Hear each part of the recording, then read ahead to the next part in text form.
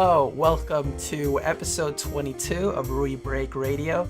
My name is Dennis, and today I am joined by Paul. Hey, what's up? Good to be here. And Stampy. Howdy, y'all. So today on this show, we're gonna talk about. First, we're gonna talk about. Both of you guys have seen Black Panther, so you're gonna talk spoiler-free a little bit about that movie. I'm seeing it tomorrow, and then afterwards, at least I don't know. Had you guys played the new Shadow of the Colossus? I have not actually played the new one yet, no. But you've played Neither Shadow. have I. Both of you have Yeah. played Shadow. All right. A bit. Played a little bit of it, yes. Yeah. So yeah, I'm gonna talk about my impressions of the remake. Yeah, I want to talk about that too. And then we're gonna have a big topic that's gonna span basically the entire show, and that is how we're all tired of AAA games. Yeah, why not? Yeah, sure. More or less. I'm gonna be devil's advocate on this one. I almost have a. I'm tired Alright. of the practices. We'll get to that later. So first of all, Black Panther. Woo! Black Panther. Well, I was worried that it couldn't live up to the hype because even like a year before the movie comes out, there's just random people. It's trending on Twitter like Black Panther, so lit. I guess people were really anticipating it. But it was actually a good movie. MCU movies are pretty consistent, and I could see where people are coming from when critics say it was the best one since Avengers 1 or that it's the most interesting villain in an MCU so far. So it's Yes. definitely worth seeing. It There was is even it is applause in our theater at the end of it. Mine too. I come from a college town, and it sold very well at the end. A lot of applause, a lot of cheers. And then the whole theater didn't move as the credits went by, and we waited for the secret scenes because there's always one. Yeah. Yeah, it's always weird to see the people that do leave, but I guess okay. Yeah, every whatever, time I maybe just see a wanted to see Marvel one movie, I'm like, why are you leaving? It's not done Well, yet. people have to pee. That's always what gets me. Is I'm like the minute I see the credits, I just sometimes have to dart out to get back in real quick before the scene comes back. But as the movie, yes, it is fantastic, and I think it might be the best. It in my mind, it's a toss up between Civil War, Winter Soldier, and Black Panther because those movies all do what they do so well. But I think Black Panther gets elevated just a little bit by its message. It is really, really good film, and I don't know why I thought it wasn't going to be. I mean, from all the hype and stuff, but I remember before it's like we're gonna do a Black Panther movie, and I'm like, I hope you do it right because there's a lot of ways to do this kind of movie wrong. Yeah, There's I mean, as someone who's not really that into comics at all, like I don't think I've read a single comic like ever. When I first said like, oh yeah, we're gonna make a Black Panther movie, I was like, who the fuck is Black Panther? You know? Really he's Black Batman, kind of. The best sales pitch you could get. But it's the movie tells you Black Panther, so I'll let the movie do that because it does a really good job of building Wakanda and the whole world and why they haven't been seen or anything because you haven't really heard about them until the Marvel movies, except for Civil War when he showed up, and it tells you why. My one criticism of the film is the new suit. Something about the mask bothers me. It's not bad. It's just the new mask. I don't know what it was. It's like its shape is a little off, and it bothered me. I really like the old mask. But other than that, I don't really have a problem. Maybe some pacing issues, but other than that, it's one of these films that is so good it kind of outshines the problems. I agree. It gave me a feeling of I don't know, joy. It was so powerful. And I'm not black. I'm whiter than all get out. And I can only imagine what I would have felt if I had been, brought up in the world that kind of hates you. But but I'm a white boy in the South, so I've never really met oppression. And I watched this movie and I'm like, this is awe-inspiring. This is which you hear from a lot of people that are black and see it is that they just wish that they could just live in Wakanda after watching that movie. But speaking of villains, because I was mentioned earlier, the MCU kind of has a problem that I more or less kind of disagree with. From depending on the movie, I don't think everyone's like the MCU's never had like a great villain, and I'm like that's not true at all. It's had some good villains. It's had some villains that serve their purpose, and it's had some villains like Obadiah Stane who were just evil to be evil for no reason.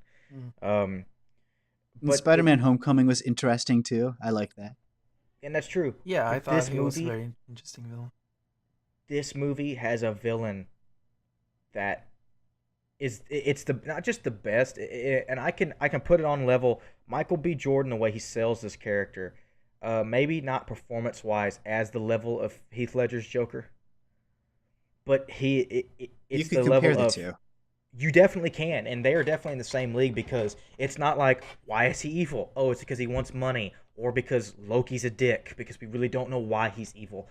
Um, it's like it's or he just hates Tony Stark or this or that. It's like he gives you reasons. I'm not gonna tell you what those reasons are, but he gives you reasons, and it's really hard to hate him.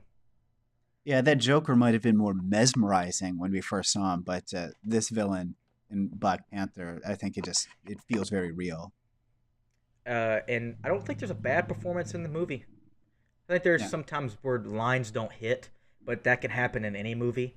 I've seen Tom Hanks deliver lines that just don't hit right, but Mm. and that just happens. But performance-wise, Andy Serkis, Martin Freeman, Chadwick Boseman, everybody is doing an amazing job in this film, and it's it's just great. I don't know why when of course when they announced that Ryan Coogler was doing the movie, I was like, he did Creed. Oh, this movie's gonna be great. Yeah. And it sure enough was.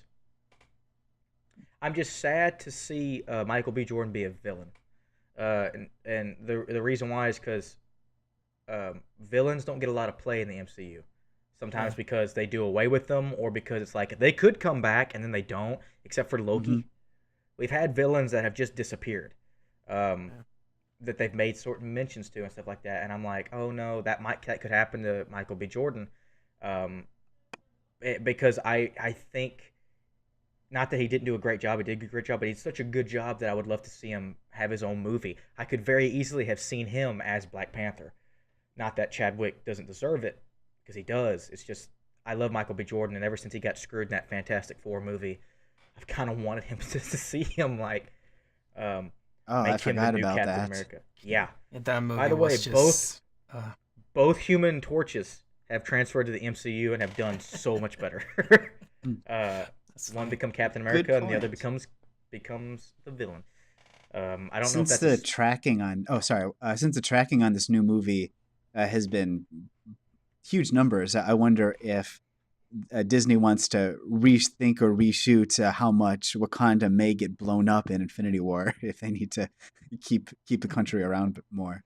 no. I don't. I've seen some people say that, but people who say that obviously don't know what the hell actually happens in Infinity War. Yeah, I guess I don't Um, either.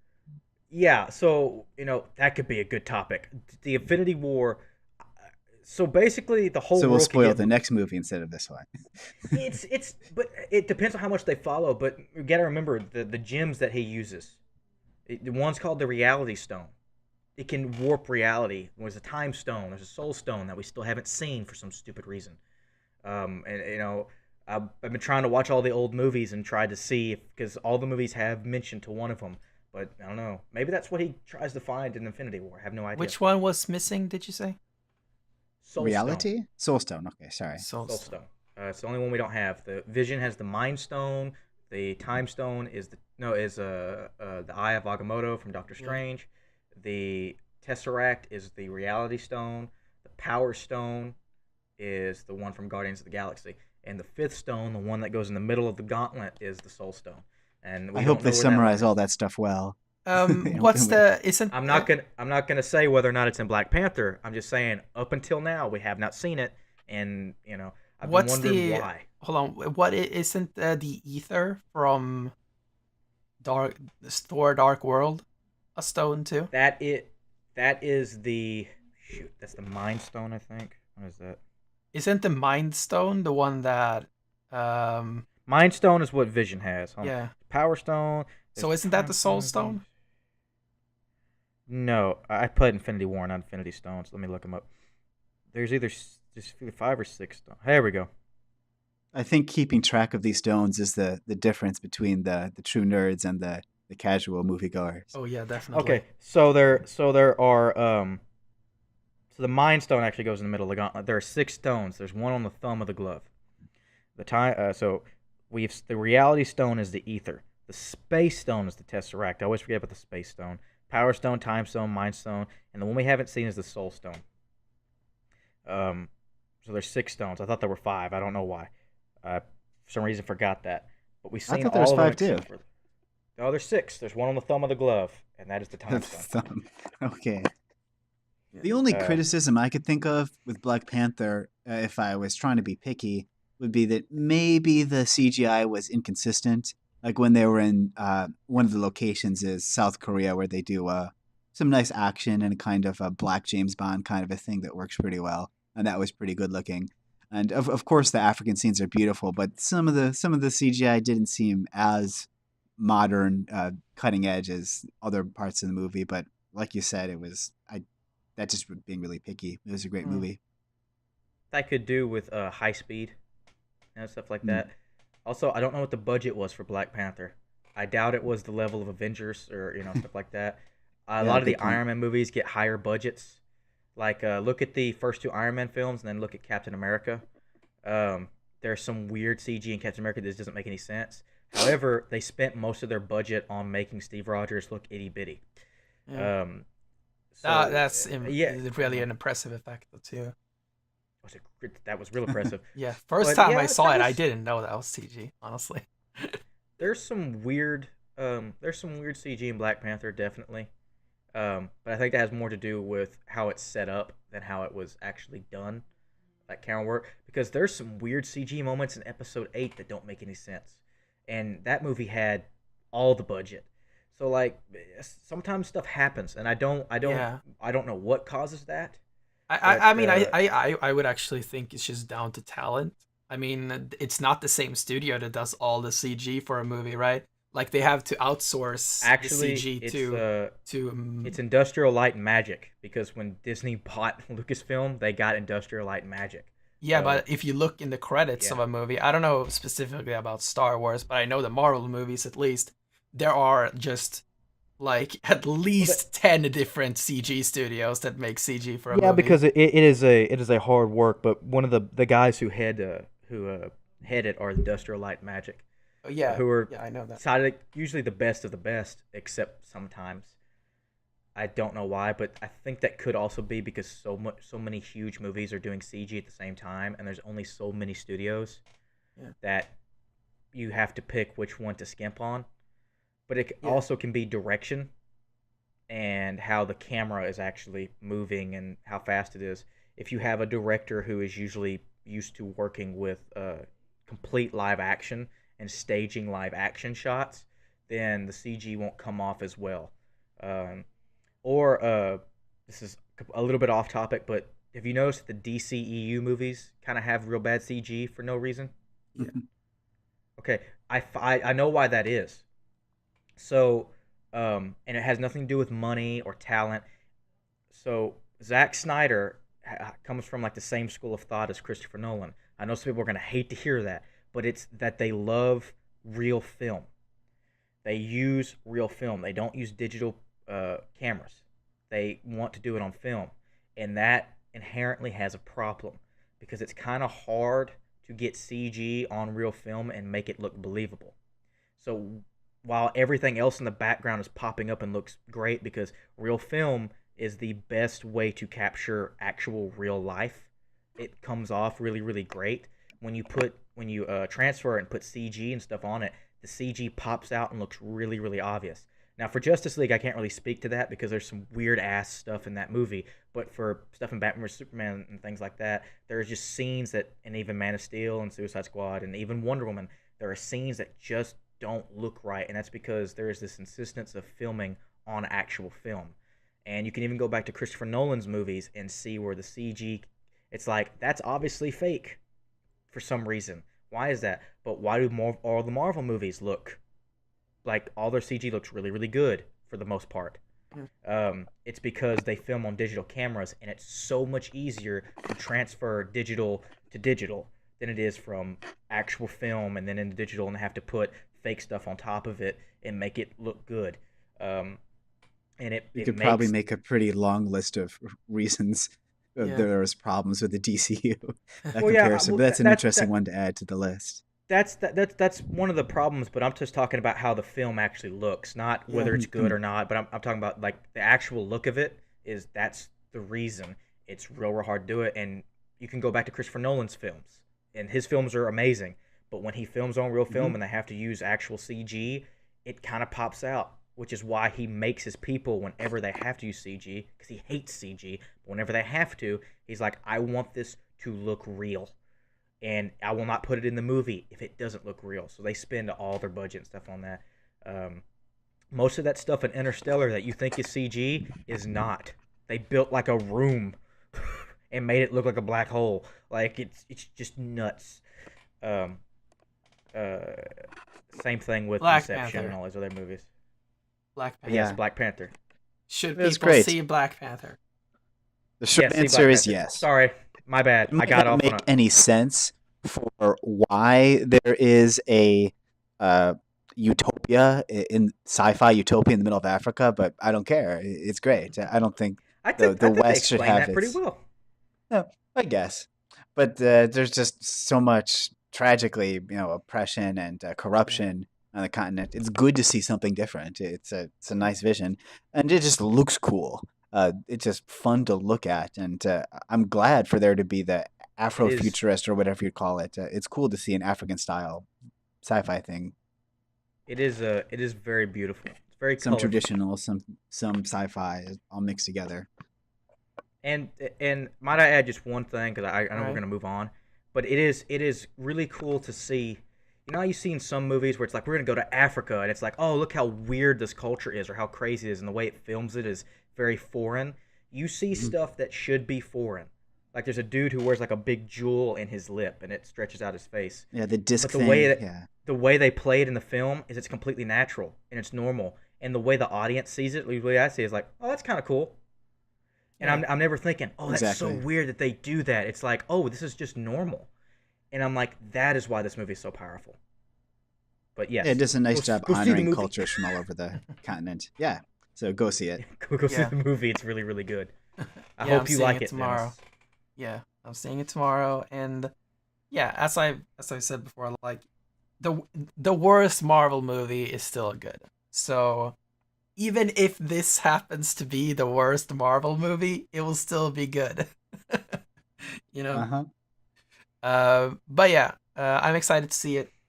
And yeah, so let's move on to the next topic, and this is the Shadow of the Colossus Boom, remake boom, boom. that was recently recently released. And if you followed me, you follow me on Twitter, you may have seen that I'm not a fan of it. Or more, and this is not like in regards to the remake or anything. I'm just because I've never even played the original, so. But yeah, I'm not a fan of this game. Yeah, I'm interested to hear about that. Have you gotten to the end of it? I think 3 colossi left. Okay, because it's probably maybe you talk about spoilers, but it's probably been out so long that most people know about it. But the way that it kind of builds about as it goes on with what's happening with this story, Yeah, and some the people like first that. time I was exposed to Shadow of Colossus in its entirety was actually I watched Game Grumps playthrough Oh, of okay. of the PS3 version because like at the time I was like, oh, I need something to watch, and I'd watch like everything else from Game Grumps, like and listen to all the podcasts I was listening to. Is like I need something to watch, you know. So I was like, all right, Shadow Colossus, I'm never gonna play this, so I'll just watch it. And then like after I finish it, like I don't know, maybe 6 months to a year later, they announced Shadow Colossus remake. That actually might explain why you don't like it, because a lot of that game is exploring, and is experiencing stuff for the first time. Besides the actual Colossus fights, a lot of it is you by yourself. And if you watch that and watch people like making jokes and stuff in the field, and then you go into that by yourself without that experience, yeah, it could be real boring. I I can understand that. Yeah, I mean, I don't think it's related in that way. I don't actually remember a lot of what I saw, and basically like, because the way I watch Game Grumps is that I play a game while I watch them, so I don't actually watch all the time. Um, but yeah, uh, this is basically what I tweeted, and I think I summarized this pretty well. And then you can ask questions about if you want me Mm-hmm. to. And this was when I had just played 3 Colossi.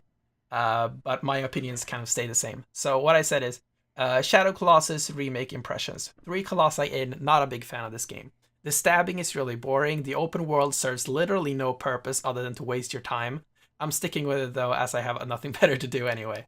And then also, I said, I think the game would benefit from abandoning its linear structure. The goal is to kill 16 colossi, so let me roam the world freely to kill them as I find them. I feel like I'm spending more time in repeated cutscenes and pointing my sword into the sky than actually killing colossi. And then I also said, for context, yes, this is the first time I'm playing this game. So, to expand on that, I think the linear structure of the game is completely unnecessary and very archaic to old game design. If you actually, because if you look at what the concept of the game is, if you'd never played Shadow Colossus before and I tried to explain it to you, the concept is, okay, you're this dude and you're supposed to kill 16 colossi spread over an open world. In And order to save a girl's life, right? yeah, and you have a horse to ride or whatever, and you have a sword and a bow. And if you didn't have any concept of this game, what you would imagine is, all right, there's an open world, you're supposed to explore the world and find them and kill them. But that's not how it works. Instead, how they've designed the game is that you have this open world, and you have someone who tells you which colossi to kill in a very specific order of how to kill them. And not only do you not get to explore this world in any way, but you have a sword that you're supposed to point in the sky, and it literally points you where you're supposed to go, eliminating the purpose of the open world in the first place. I guess over the decades we have more quality of life things in games. Maybe part of that's just because it seemed fine in 2005, but in 2018 we're used to things being either smoother or more open and with the choices. So I Yeah, guess I mean, maybe it just shows its age that way. yeah, it definitely comes down to something that is kind of a problem.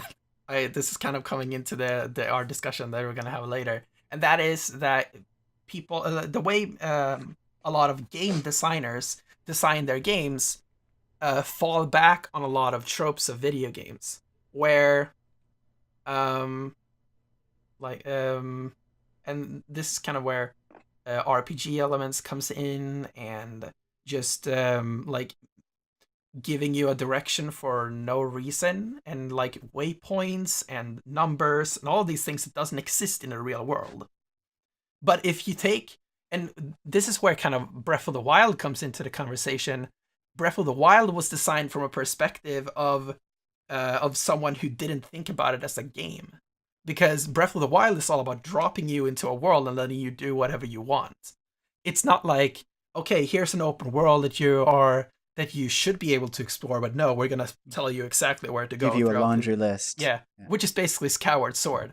And I feel a lot of people. I've heard a lot of people compare Shadow of the Colossus to Breath of the Wild, and how people said it. Oh, Breath of the Wild gave me the same feeling as Shadow of the Colossus gave me. But personally, as someone who kind of played Breath of the Wild first and then came to Shadow Colossus, I would compare Shadow Colossus more to Skyward Sword than to Breath of the Wild. Hmm, I So see. And specifically, it comes from the feature that you're supposed to. The game tells you exactly where to go at all times, and that was a feature that everyone is hating about Skyward Sword, which is the dowsing feature, where you just point your sword in a direction and then it beeps, and that's the Did direction controlling you're the supposed to horse go. feel awkward for you? Oh yeah, definitely. I He's hate. one of the toughest bosses in the game. Moving the horse around. Yeah. I don't understand why. I literally don't understand how you like. Are you supposed to tap triangle or just hold it? I haven't figured that out yet. Yeah, I don't know. And I I also still think need to get to the new one yeah, to see how it has both controls, right? The classic controls that might seem yeah, it outdated to does. us now, and also some newer ones, so both people can do what they Yeah, want with that. yeah. The problem with the new controls though is that it's just a remapping. It's not actually new controls. Okay, It so it's doesn't in a different function. place, but it's still, yeah. Yeah, Maybe like it's do you think that people could, defending the game, could say that it's supposed to be kind of awkward to control it yeah. because it gives you I've some of the heard that. feeling? Yeah, I've heard that a lot, and I think that's a really, really stupid defense because um, if you want the player to feel something like um like there's if you want the player to struggle, then you shouldn't make the game annoying and boring to play. You should make the experience inside the game um be a struggle for the player, because what actually happens in the game, and this is kind of something that I wanted to do a video about. If you look at the game itself, it is very like intense, you know, like you're on top of like a Colossus head, and you're like, oh my god, I'm like flying all over the place, and like, whoa, I'm holding on to this. And if you were to show just a video feed of the player using his controller, all he's doing is holding R2. It's Hmm. literally all you're doing, and like I can like see in front of me like this super intense scene on the team, like and this epic music and everything. You're like, whoa, I need to hold on, blah blah blah, all this stuff, and then you just kind of cut away to a completely silent video feed of the player just holding R2, and it's just not the same. It doesn't fit together. You know, there's this big um, gap between how the player actually reacts to the game and how the game wants you to react. If that makes sense. Like, am I That's always a making good any question sense with at game all? design.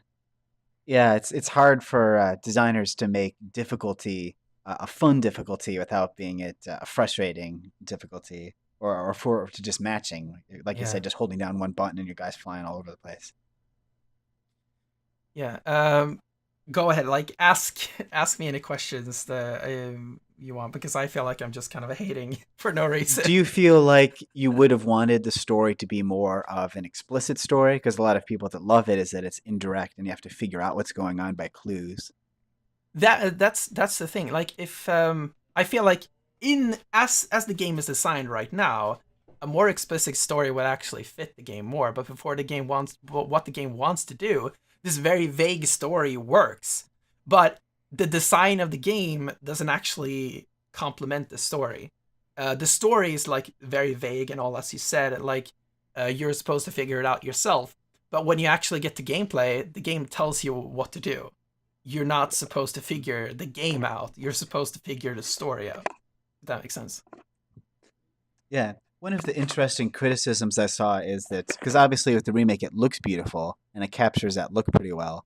But Yeah. criticism I heard is that some of the facial expressions are a little bit off, and the story is so vague that even changing some of the facial expressions could change the whole mood of what the guy might be thinking about what the heck's going on with Yeah. the story. Yeah, I But can't it really was comment on that since I haven't yeah. played the original. I tried to with I had some trouble with my PS2, and it was only coming up in black and white, and I Hmm. I didn't get that far through it in black and white. So at some point this year, I plan on getting a hold of this remake and trying it out. Yeah. Another criticism, I guess, that I have, and this is more like this is way more. This doesn't have anything to do with the game itself, and changing this part would change the tone of the game a lot. I don't really like the tone at all. Like this notion that you're supposed to run around and kill innocent creatures.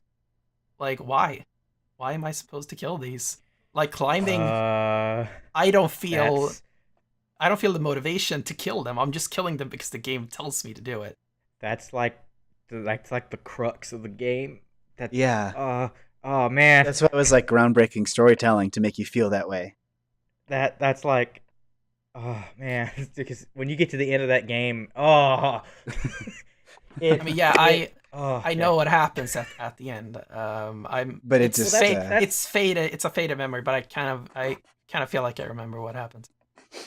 Well, that's kind of why you're trying to save your love. That's what you're doing, and they tell you if you do these things, you will save her, and you'll be like, okay, yeah. And you kind of go under there with the impression, as most gamers do, that I'm conquering the world. These are bad guys, and then you go and do this, and like, I feel like I just walked into this dude's house. He's just walking around. Yeah, exactly. Well, maybe he's evil. Maybe I'm gonna find out he's evil. Yeah. And you kill one. I didn't find anything out there. I got some goo absorbed into me. That was kind of weird, but whatever. I didn't even really seem evil, but maybe there's a big plot. And you kill another one. Man, that's weird. You kill another.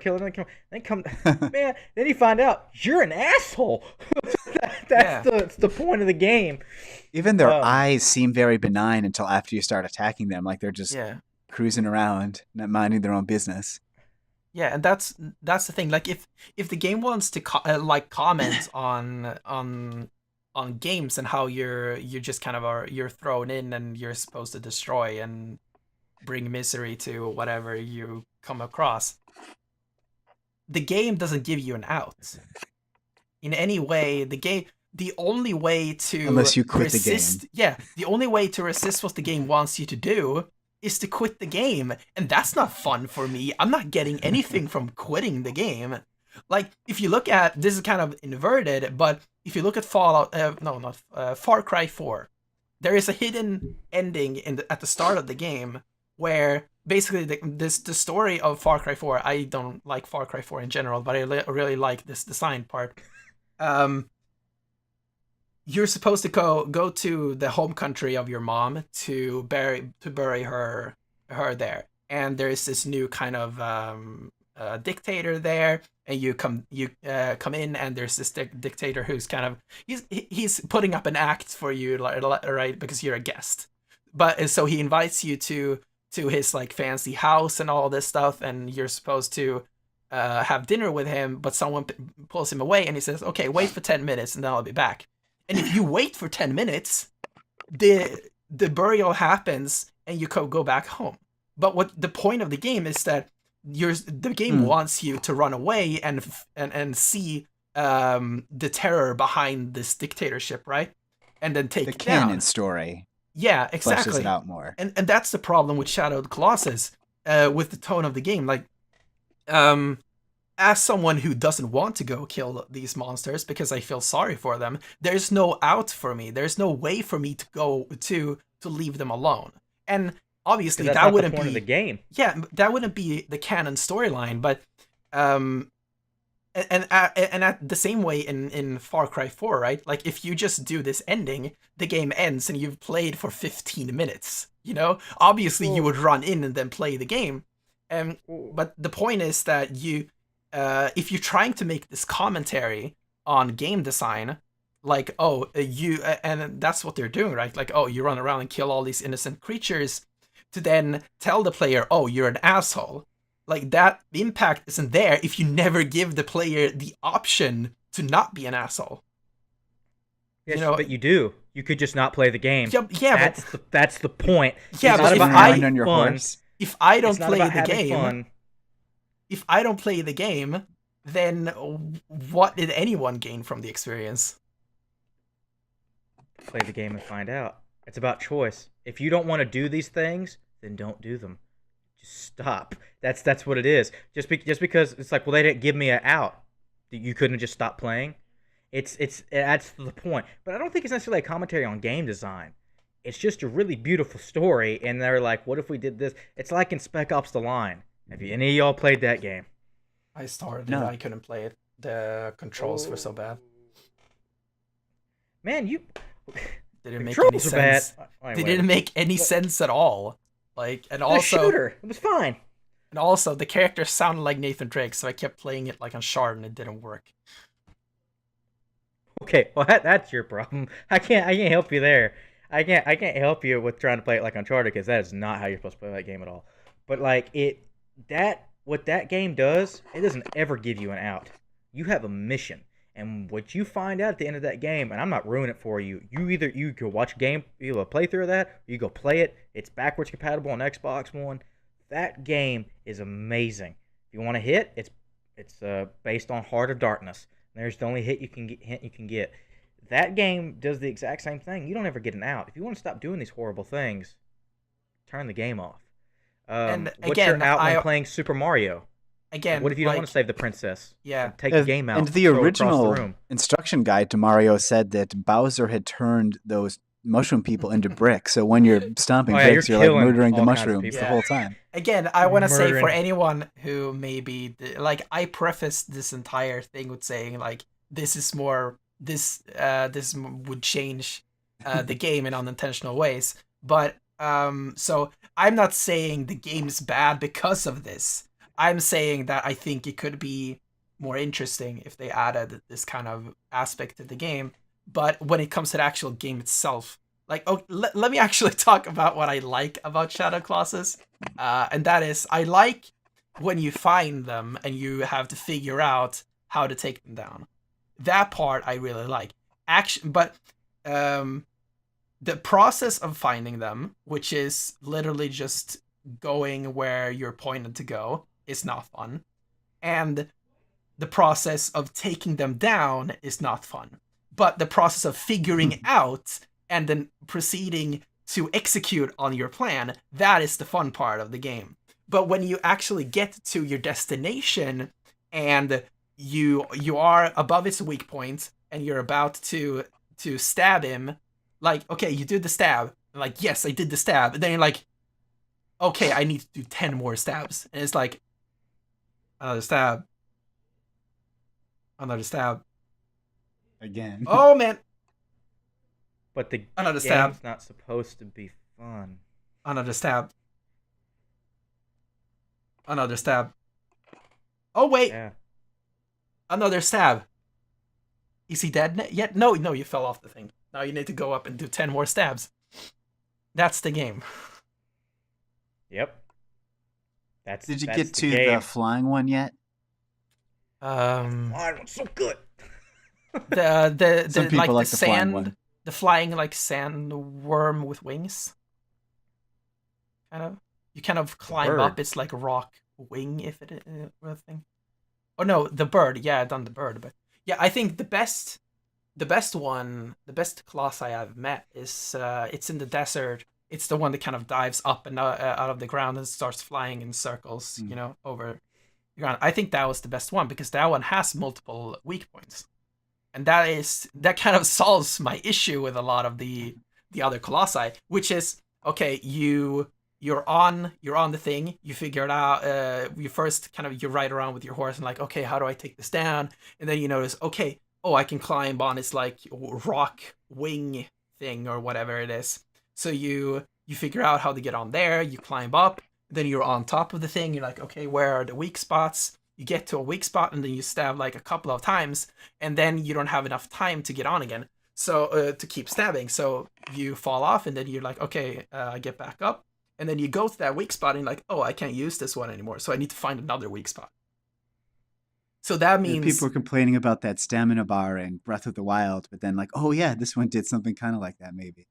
yeah, I actually like the stamina bar in both games, but I think what needs to be changed in Shadow Colossus is that there need to be something more to holding on to the monster than just holding a button.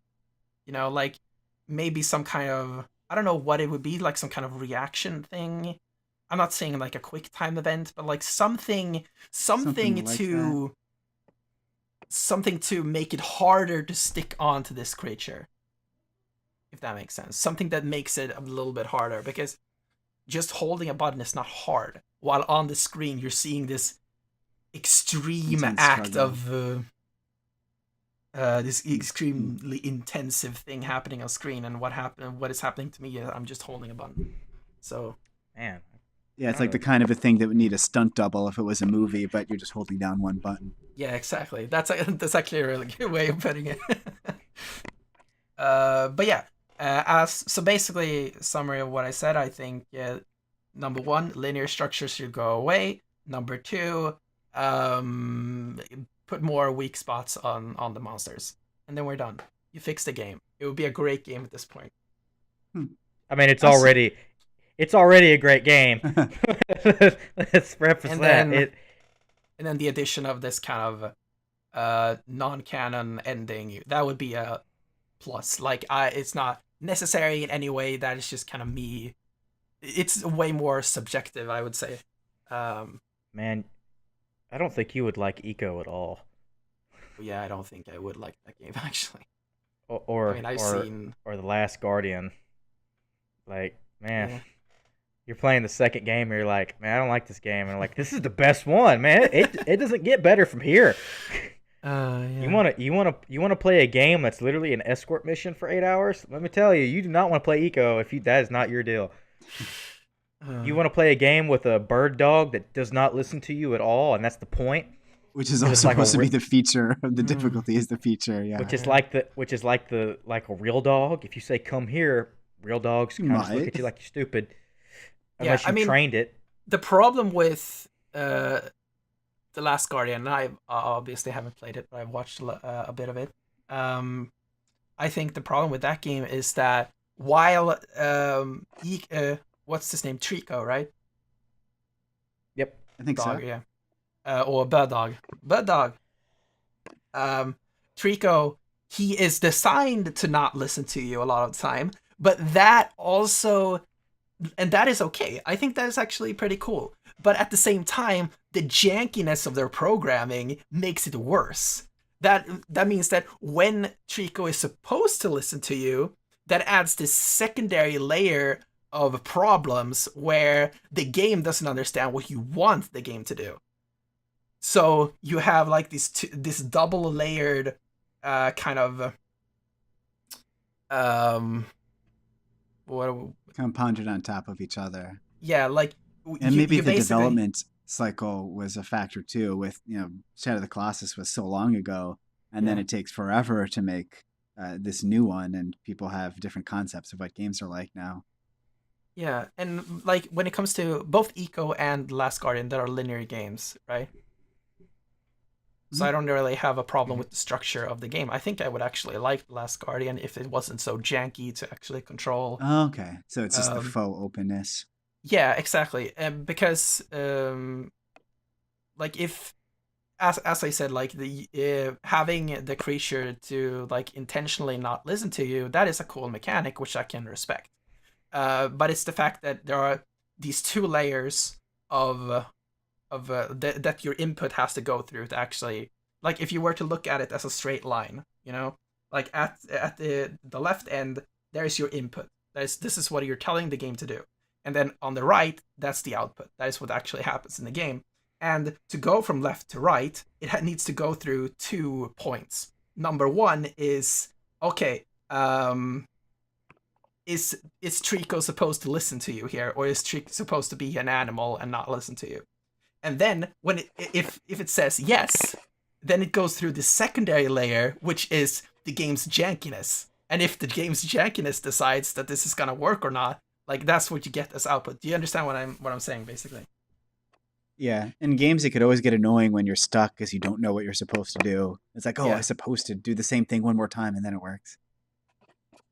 Yeah. So basically, it would just need a little bit, some more bug fixing, and maybe some more concrete and more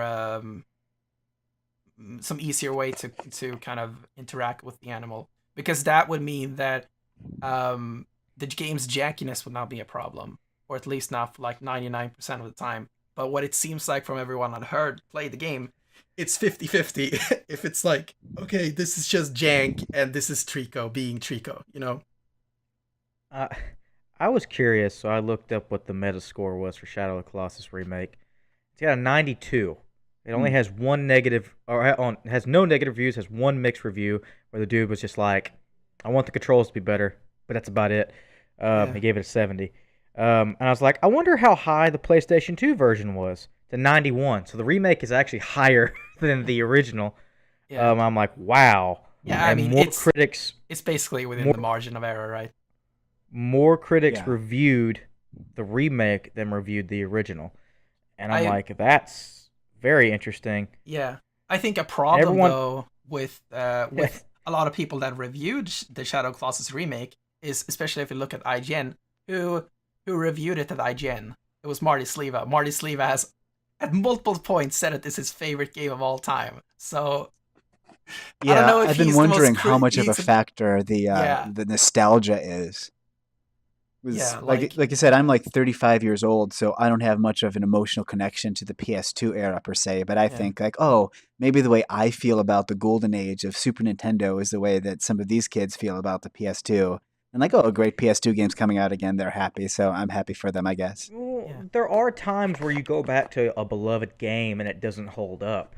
Like, yeah. There are a lot of times like if you're talking about controls for a shooter, some people don't like GoldenEye in 2018 the way that we did in the 64 days. GoldenEye is a fun game to go back to. I can still play it, but it does not hold up as well as you would think. Yeah. Mario 64, I don't think is that bad. I think the camera's just a bitch. And that's the thing, like quality. The SU policy talked about with like the NES and SNES era, right? That you have nostalgia for those games. Yeah, big time. Yeah, like the era of games that I have nostalgia for is the N64 era, but I don't know if this is because the N64 era of games were just worse, or if this is just because I can kind of look past my own nostalgia. I think the one and only game from that era that still holds up today, and there's still problems with this game, and that is Super Mario 64. I think that is literally the only game from that era that still holds up. Really? Yep. And that includes Ocarina of Time. Okay. That's a topic for another day. I can't die on this hill. The hot take on the 64. I can't. Okay, look. Oh, no, no, I can't let this stand. So what does 64 do better? I cannot believe I'm arguing this. What does 64 do better than Ocarina or Majora's Mask? But I can't figure out. The camera in both those games is better than Mario 64. Mario 64 has a camera that tries to kill you. Mario games, since they've been in 3D, are plagued with cameras that just have a mind of their own and want to kill you. Like even Mario Odyssey. So first of all, let me list all the issues with Super Mario 64. And I'm saying this as someone who grew up with this game, who loves this game with all of his life. I'm gonna list all the problems with this game. First of all, only the first 10 levels, only the first 7 levels of this game are actually good. The other ones are decent to unplayable. When it comes to unplayable, that's like Rainbow Ride. That one's just straight up boring. Dun, dun, dun, dun, dun, dun. Oh snow man, level. Like it's like that, like Rainbow Rainbow Ride. Those penguins, man. Rainbow Ride, you're literally just standing on a carpet, and there's not a lot you can do about it unless you're like a super pro speedrunner and you like run past sections with like extremely advanced. Rainbow Ride was a bit of a bitch. Yeah. All right. God, that was hard. The controls of the game, they still hold up, obviously, since the newer Mario games are still using the same controls, but they're janky. Like they're not as refined as their controls in like Galaxy 2, and obviously Odyssey. Odyssey is that is just like refined to perfection in Odyssey. But yeah, like they still come from the same source as Super Mario 64. But like the problem with Super Mario 64 is there's some weird problems with edges sometimes, where you get stuck on an edge, and Mario will like the game doesn't know if Mario is supposed to stand on the edge or kind of fall off the edge or fall down. So that's kind of a problem. There are also some problems with like just like turning his character. Sometimes if you turn Mario in a weird way, he will just kind of run in a circle before turning, and like so yeah, there are Yep. and you know I play this a lot because no one would know all these tiny little problems, and then obviously also the camera, the graphics don't hold up whatsoever, or Mario still looks pretty good, and some of the early levels look good, but when you come to like that that water level where the water level rises for different levels, that one just looks weird as fuck. I don't know. I remember all the songs. Yeah. If you want to see a obviously- contrast, right on my. you could just go into Odyssey and then put on the skin from the 64, and then you have the jagged polygons in the Odyssey world, and that's kind of fun. Yeah, and that's kind of also a proof of that, like that Mario's design in 64 still holds up today, right?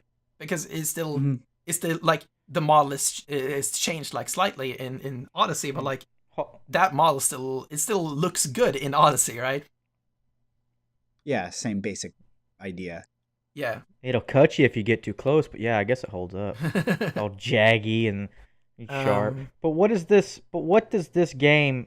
Does that game? It's still one of the greatest games ever made. I don't know how this argument. What does it do more than, let's say, Ocarina of Time or Majora's Mask? So Super Mario 64 is obviously like a non-linear game, and this is something that this 64 actually does better than Odyssey. I think this is one of the things that I don't like about Odyssey. That is that the game allows you to go in whatever direction you want, right? And you never feel. You don't like linear games, do you? No, I do. I love games like The Last of Us and Uncharted, but the point is that those games are designed to be linear. And when you take a game that is not designed to be linear, and then you just kind of push you in a direction, that is not what I don't like. And that is exactly what Ocarina of Time and Majora's Mask do, and also to an extent, Wind Waker. I think Wind Waker has a point in the game where you're allowed to decide where to go. But yeah, like what a lot of the Zelda games do is that, oh, you have this open world that you're allowed to explore, but no, you can't go to that temple yet. No, you can't go to that temple yet. No. What are you doing? You can't go to that temple yet. What are you talking about? Obviously, you can't go there. You need to go here, right? Unless you're playing Link's Awakening or the first one. Yeah, exactly. Yeah, I just did Link's Awakening last year. That's something that I really love about Link Between Worlds. That took basically Link to the Past and just destroyed the linear progression of the game and redesigned. That sounds smart. Yeah, that's what a Link Between Worlds, like you have like the original Zelda. No, Link to the Past. Oh yeah, I just mean it's more open. Like in the original Zelda, you could go wherever in any order. Exactly. And that is go right to Ganon if you wanted to, and then get your ass, blown up. And that's the thing. That's what they did in Breath of the Wild, right? Like after you get off the plateau, you're like, okay, just go to Ganon if you want. Like and instead of it becomes this entirely different dynamic of the game, right? Like instead of you being the player who like, okay, I'm gonna fight Ganon and I'm gonna keep going through all these roadblocks to get to Ganon, and then when you fight Ganon, it's like, okay, I'm fighting Ganon. But what happens in Breath of the Wild is that the only reason you are not fighting Ganon for 70 hours is your own fear. And that is what I love about that sensation also, in Breath of the Wild. Have you tried to go to Ganon straight out of the gate? Yeah, I have, and I did, and I completed it. After beating Breath of the Wild the first time, after like 60 to 100 hours in the game, started a separate save, I had 5 hearts. I did only like a few shrines in the beginning. I had 5 hearts. I ran directly into Hyrule Castle. So you didn't. You went to a few shrines and had to do that because the game stops you. You can't get off that plateau if you don't have that. If you don't have the hang glider, you will die. Oh yeah, You yeah, can't get yeah, off yeah, there. yeah. Of course, like Okay. After getting the So basics. that's Yeah, pushing you after- in a direction. no, that's the A point. little. I do think that having the Great Plateau is kind of a roadblock for you, definitely. But what the game is doing is it teaches you the dynamics and the freedom of the world in a small scale before releasing you into the full scale of the world. So it's not like pointing you into the directions in this in the beginning. What it's doing instead is that it's showing you exactly what the game is, just on a smaller scale, so it's easier for you to comprehend, right? And yeah, that doesn't really work the second time around. Definitely, like when you play the game again, it's just a chore to get through all the things you have to do to get off the Great Plateau. But yeah, it's a great thing when you're doing it the first time, but it doesn't really work the second time. All right, Paul, where do you come down on this whole 64 is the only good N64 game where that holds up? One more thing I just want to add about Ocarina of Time that I missed completely. Obviously, first of all, if you haven't watched Egoraptor's Sequelitis episode on Ocarina of Time versus A Link to the Past, that is gold. Classic. Like, you have to YouTube watch video that. Yeah, of that is gaming. just pure game design being taught to you right away. Also, it's a good video, but Egoraptor doesn't like a lot of stuff that's actually good. He will die on the hill that Skyward Sword is terrible, and I'm like, I can't agree with this dude. He hates Skyward Sword, and I'm like, yeah. I mean, whatever. I definitely think he hates it too much, but like, I think he has some great points. Anyway, He also thinks none of the Sonic games are actually good. He's been on record saying that. I'm like, oh, come on. kind of agree Sonic with him. one's not great. Two is good. 3 is good. Sonic Knuckles is actually really good. CD is the best one. People argue between CD and 2 all the time. They're actually really decent games. Anyway, yeah. After that, shit, Back it's to just Zelda. terrible. Back to Zelda. What I before Paul can get into what he thinks about this, I was just gonna say that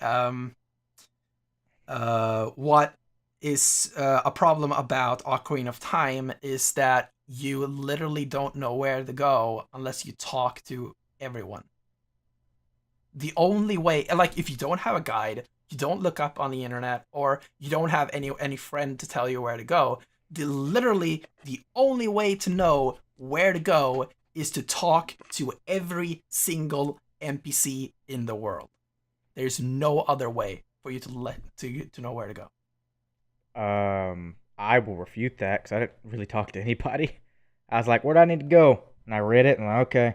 And I would just go and just run into stuff and just do it. And I'm like, Death Mountain, I bet that's that big volcano over there. And I just ran towards it, tried to figure out how to get over there. Yeah, but then there's a I fence just went. with a dude standing there and like, no, you can't go in here. Now you have to And figure then out you- how to get in there. Yeah, you use your mind. Figure this out. It's like, how do I get over this fence? Can I go there? But he wants that's a mask. the thing too. Okay, The I'll get game him a is just mask. kind of like, why couldn't you just climb the fence? And that's what you can do. If the game was Breath of the Wild, that would have been the case in Breath of the Wild. Like, oh, I can just climb this fence. The fuck you, Or he dude. would have knocked you down. Get off the fence. What the hell is wrong with you? My entire point of this is that games should be designed from a way that how do we make sure that what the player wants to do works, and not like, how do we make sure the player doesn't do this. You understand what I'm talking about? Like, build the game from a that point was a puzzle. build the game from the point of encouraging the player to do things rather than restricting the player to do one thing. Do you understand what I mean? Like, if that exact same puzzle was done in Breath of the Wild, yeah, sure, you could have gone to the dude. The dude would have, I don't know exactly what he says, but eventually you would have figured out you're supposed to go to Zelda and get the letter, and then you go back, then he opens the door for you.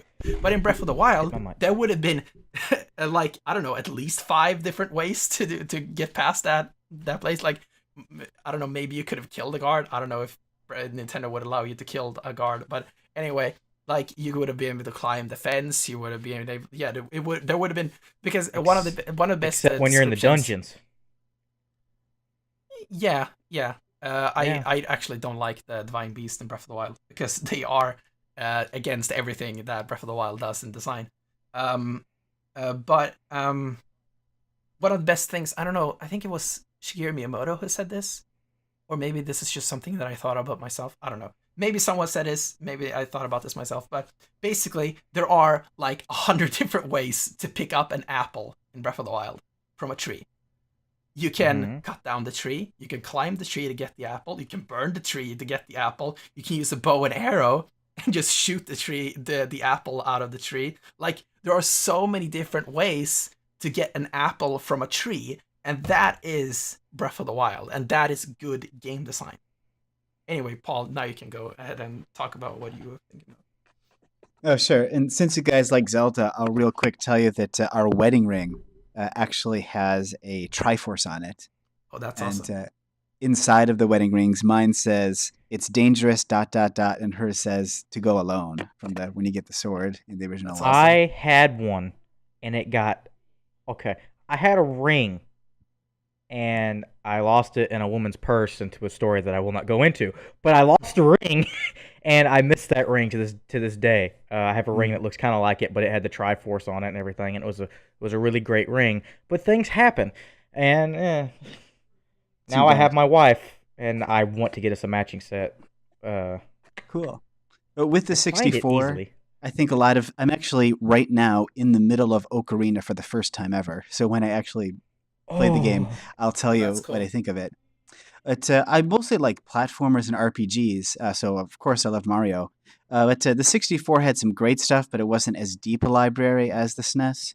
And this was the Definitely. era where Square went to PlayStation, and it was really kind of lacking in the RPGs that I also loved growing up.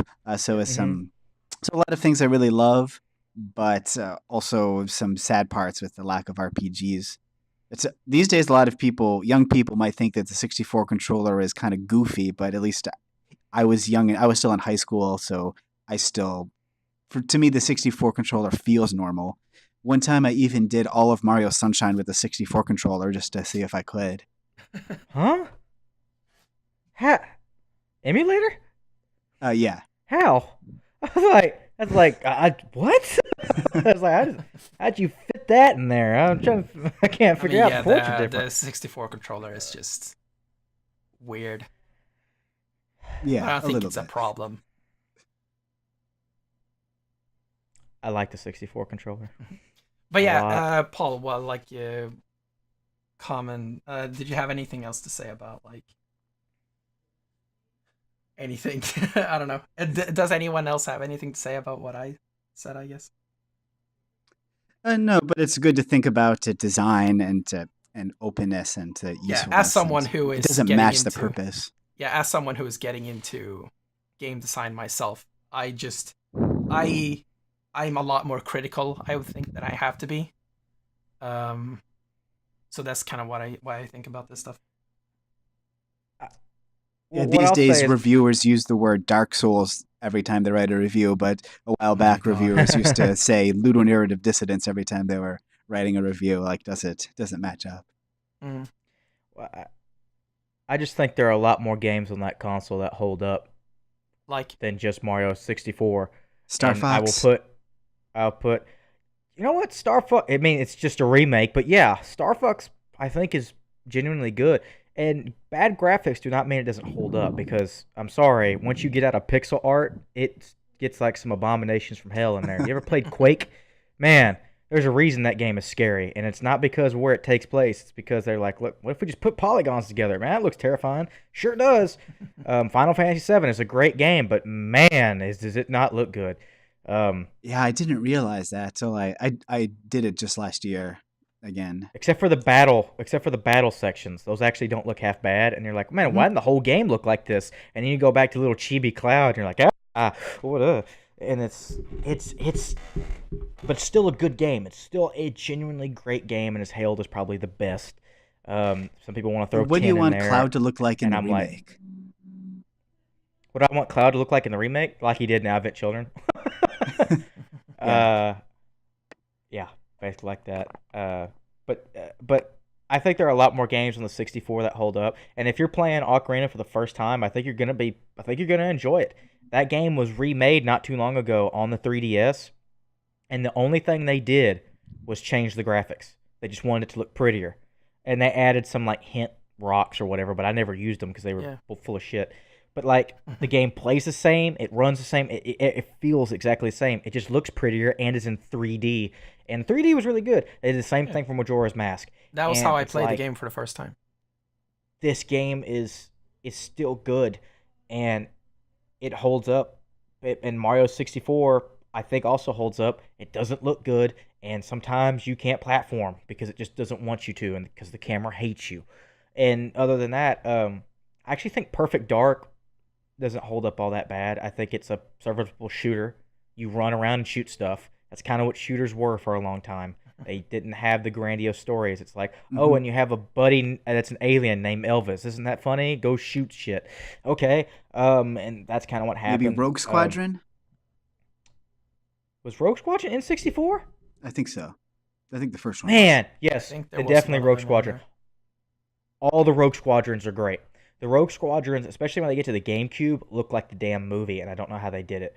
That game, those games are great. The third one's a little iffy because they're like, let's make you walk around and shut up. I want to fly around and shoot stuff. But we give you a lightsaber once, maybe. But besides the third game being a little wonky in places, that whole series is amazing. And then they had some offshoots. They did one where you were the Naboo fighters, and that was a pretty good game. That was on the N64. I remember that one. But those games hold up. I think the Banjo series holds up surprisingly well, so much so that they just HD'd it and put it on the Xbox, and it sold like gangbusters and reviewed really well. I think there's a lot on that console, and same with the PlayStation. I think there's a lot of games on there that hold up. They aren't pretty by any stretch of the imagination, but RE2 PlayStation 1 games hold up even worse than 64 games, I think. There was something about how the 64 and the PlayStation processed their graphics that 64 games PlayStation just was a 32-bit. Yeah, PlayStation, and 64 games just look better than PlayStation 1 games. The PlayStation had more memory, so you could have stuff like video and more character dialogue and stuff like that the N64 lacked, but the N64 had more bits and more processing, so the graphics you did get looked smooth. Mario was jaggy as all hell, but he was smooth jaggy. As in PlayStation 1, you would get jaggies that had like this digitized effect and a lot of noise and shit on them, and it's like, what the hell is this? But he could talk to you and say shit to you, and you're like, oh, this is cool. But yeah, we should probably move on to AAA games. Actually, I think we maybe should just not do the topic. We would talk for almost an hour and 10 minutes, and I think we have a good episode here as it is. So. Oh yeah, it's nice talking with you guys. Yeah, if anyone if there are some more things you want to expand on this topic, we could do that. But I think going into another topic is gonna take too long, and the episode will be way too long. Well, there was one thing that I just wanted to add because I saw some breaking news while I was looking during the Shadow of Colossus conversation. Metal Gear Survive comes out tomorrow. Oh, I forgot about that.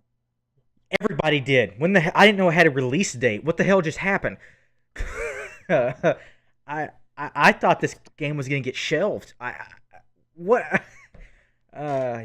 that's maybe happening. Bad karma on Konami, perhaps. I don't know. Tomorrow, is anyone gonna play that? I'm not. I've never played any Metal Gear game, so I'm not gonna play it. But you should do that. You need to fix that. You want to talk about game design? Oh, Kojima. Just one thing, since you brought up the 3DS, I'm trying to decide which system to do Ocarina on. Because actually, I have 100 gigs in my 3DS with a lot of games on it. So I realized just now that my 3DS has more memory than my Switch does. Yep. I would definitely say, if you want to play both Ocarina and Majora's Mask, do it on the 3DS. Those versions are way prettier. It's the best version. It's the best version of the game. Yeah. Besides, now they even look better than the GameCube version.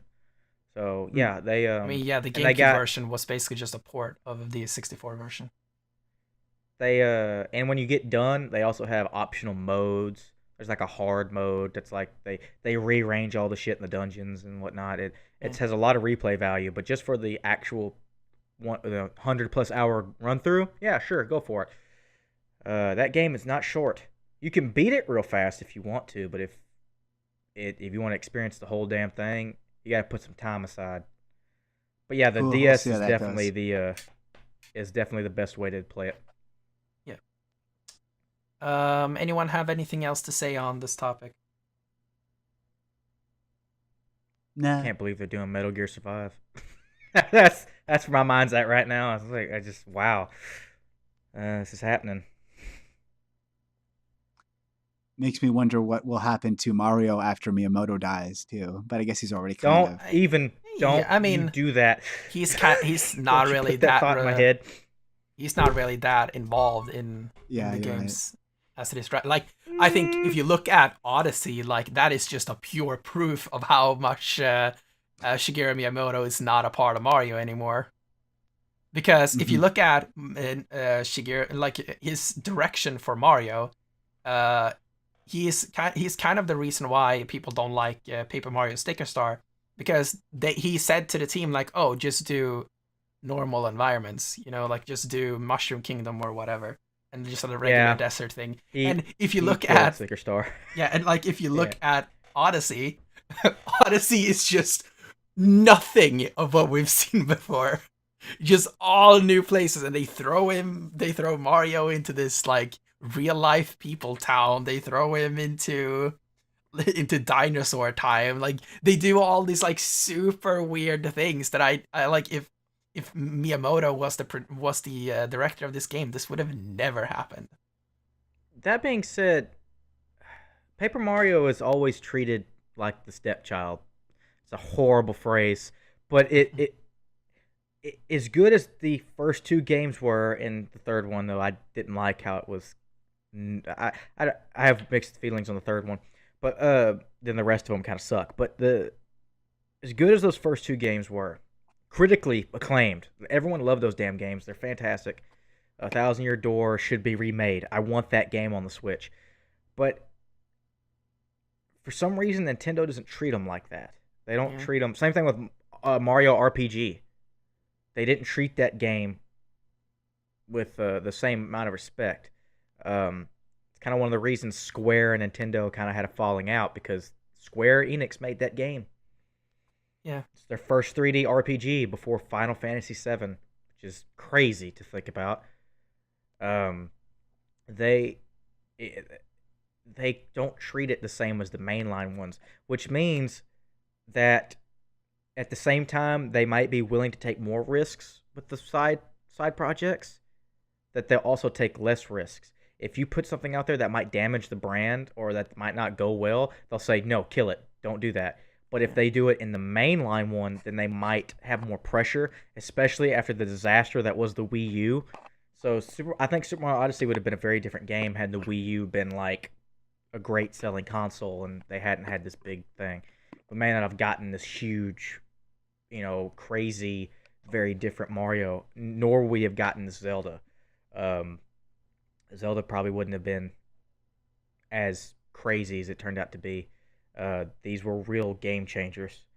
Yeah. But Nintendo's weird. I don't know why. So Paper Mario is a series that deserves to be good. I can actually answer that question. So you said before, like, as a kind of a comment off of Metal Gear Survive, right? Like, what would happen to Mario when Shigeru Miyamoto left? Like, similarly to what happens to Metal Gear after Kojima left. And the reason why I think Nintendo games will never, you never have to worry about Nintendo games in that way, is because the way Nintendo makes games is different from every other publisher in the world.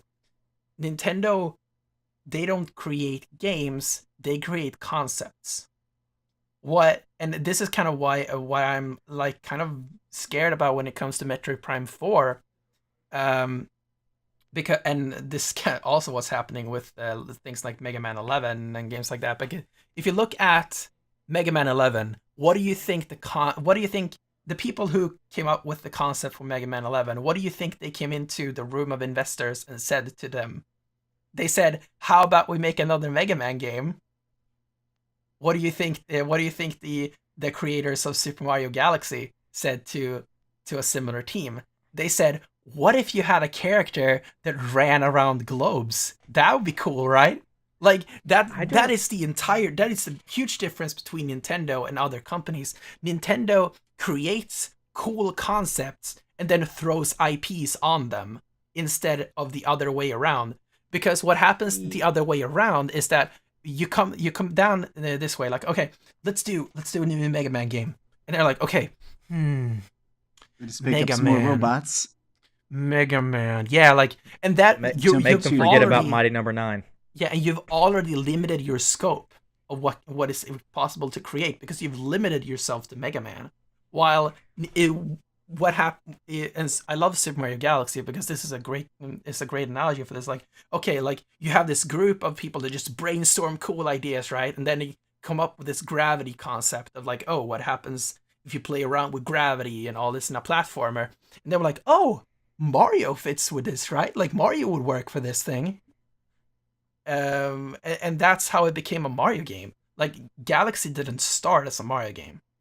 And same when it comes to Splatoon, like, the idea of Splatoon, like maybe they could have, or no, I think Arms is an even better concept because they've confirmed this. Like Arms started as a Link using hook shots, but then they made it into an entirely different IP because it didn't fit. But the creators of Mega Man 11, they wouldn't be able to do that because it was created as a Mega Man game. But if they decided to come up with this hugely different kind of concept, like that doesn't fit Mega Man, then that project doesn't exist anymore. And that is the difference between Nintendo and other creators.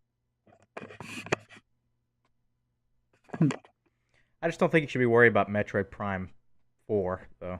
The reason I'm worried because Nintendo.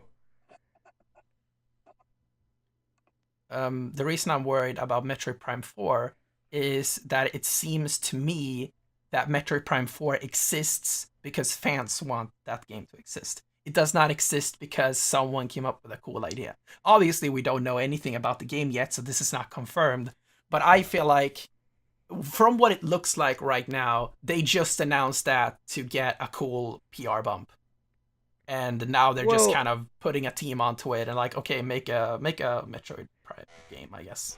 And then Nintendo doesn't like to do that, though. Exactly, and that's exactly what I just said. But I don't think if they didn't have, if there wasn't a good idea or if there wasn't a good reason to have the fourth Metroid Prime, then they wouldn't have done it, because if that was a fact, they would have done that a long time ago. In fact, they would have done it after Other M shat the bed, and they were just like, forget about this.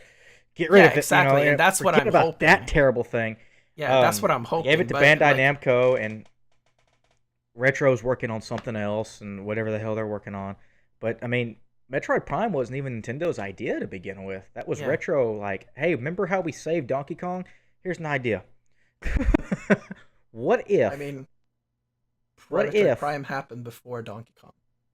Oh yeah, I forgot. I keep forgetting I keep getting Rare and Retro mixed up. But Retro did Metroid Prime. It's like, what if we did a Metroid game but made it like this, and made it a first-person shooter? Actually, it was Shigeru Miyamoto who did that. Retro was making 4 different games, and one of them was a first-person shooter. And Nintendo acquired Retro, canceled all their games, and gave them the Metroid license. Oh. And that's what happened. Probably because they believed in them, but Retro proved it. They made 3 really great games, and I legitimately believe that all 3 of them are fantastic. And then they were like, hey, Retro, can you revive Donkey Kong? And they were like, sure. And it's like, oh, that's like the greatest Donkey Kong ever. And it's like, we'll do it better. Tropical Freeze. And it's like, well, this is like, I have heard this game. I still have yet to play it, because I just recently got a Wii U and whatever, but I'm waiting for it to come out on Switch. Is one of the greatest platformers ever made. Oh yeah, I have seen that so many times. I recently replayed Country Returns again on. That's a great game. on Wii, the Dolphin on the emulator, right? So I could play it in HD, and it was beautiful. And that is a phenomenal game. It is better. I would say it's the best 2D platformer ever made. And the only reason Tropical Freeze isn't above it is because I haven't played it in like 3 years. So I'm excited to play that again because I remember it being so great. So I'm excited to play it again and see if is it better. But like from there's this YouTube channel, Game Maker's Toolkit. They make awesome. He makes awesome videos about game design. Can definitely recommend him. He made a video about Tropical Freeze, and it's like, wow, I don't even remember it being this great. you know, but actually, like thinking back on it, it's like, wow, that was really cool, wasn't it? So I'm really excited to play that again. But yeah, as you said, like, and as I even said before that, like Nintendo they don't make games to make them. They make concepts and then develop them into games, right? So I'm hoping that Metroid Prime 4, like, came to existence because Bandai Namco came to them like, hey, we have this really cool idea for a Metroid Prime game, right? And they proved themselves with Hyrule Warriors. They're like, Yeah, well, we I made a enjoyed Warrior that one. Zelda game, and they're like, you better not That's- suck, and they're like, oh god, and then they made a game that was like the best Warriors game ever, and they're like, wow, how, man, you did it. that was 'Cause Koei Tecmo. Oh, it was cool. I Not thought Bandai Bandai. Oh, Bandai Namco made Smash right. Bros. 4. Yeah, they made part of it. No, That they was a made joint effort. Yeah, No, they made the entire game. I thought they only made part of it. I thought that No, was a it joint was effort. Sakurai's studio, Sora something. They were the kind of the supervisor, or like they were leading the project, but Bandai Namco basically did all the development. If that makes sense. So yeah, you basically have this staircase of like Nintendo on top, then you have Sakurai's company below them, and then you have Bandai Namco below them actually creating the game. Since they were asked to help development. They were brought in to help development because they were basically the workforce creating the game. There we go. And Sakurai was the director of the project. So while it is technically a joint project between like Nintendo, Sora, and the Bandai Namco, I would say it's kind of like 98% of the project was done by Bandai Namco. Like 90 Well, then to what am I thinking about Koei Tecmo? Something like that. They said Koei Tecmo was going to do something, and they were trusting them with something because they did such a great job with the Warriors game, which I was Fire not. Emblem Warriors, maybe. I guess that was it. Huh. I don't know. I just got confused. Yeah. They sound similar if you say them real fast. Namco and Yeah. Tecmo. Yeah. But yeah, anything else anyone want to bring up, or are we done? Sure, gonna announce the Star Wars ones too. I think it'll be good to do the Star Watch podcast with you guys soon. Oh yeah. Yeah, basically, yeah, we have a new show. I don't think I've actually talked about this, but yeah, it's cool. Yeah, we have a new show that's coming out sometime next month. It's called Star Watch, and it will be the three of us plus Curly, who's been on the podcast multiple times already. Us four reviewing every Star Wars movie in chronological order. So yeah, that I'm really excited to do that. We'll be doing that sometime in March, and or we're starting at least, and it will all be leading up to the release of Solo: A Star Wars Story. And then we're going to review that one as well, right? Once Yeah. we've all seen it. Yeah, so we'll be watching in this order: Phantom Menace, Attack of the Clones, Revenge of the Sith, Rogue One, New Hope, Empire, Return of the Jedi, Force Awakens, and The Last Jedi. And The Last Jedi will have actually come out on Blu-ray at that point, so that's exciting. Damn. Yeah, That's so an undertaking. yeah, I'm really excited to do this, and we'll probably like record them pretty ahead of time because I'm planning on doing some cool things in terms of editing. I'm gonna look more into this, but I'm thinking about adding a lot of music into it, like a lot. I'm thinking about starting every episode with the Star Wars music, and all of that stuff. So, but I hope I can do it. I'm gonna do some tests, just kind of do some upload and some test videos unlisted and see if I get a strike from them or not.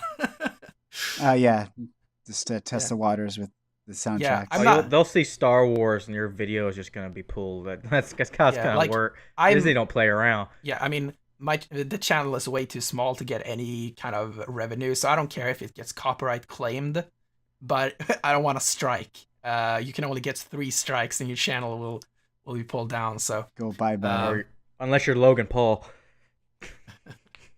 Yeah. I hate him so much. Oh, but man. yeah, that's this show. Yeah.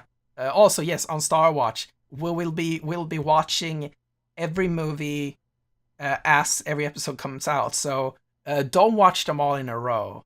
Watch Phantom Menace before the Phantom Menace episode, and then watch Attack of the Clones before the Attack of the Clones episode as we go along. I think So that way, fresh. yeah, that way the movie is fresh in your mind as you're listening to the episode. So hope you're excited about that. And finally finish off the episode because I can't finish videos. Where can people find you at, Paul?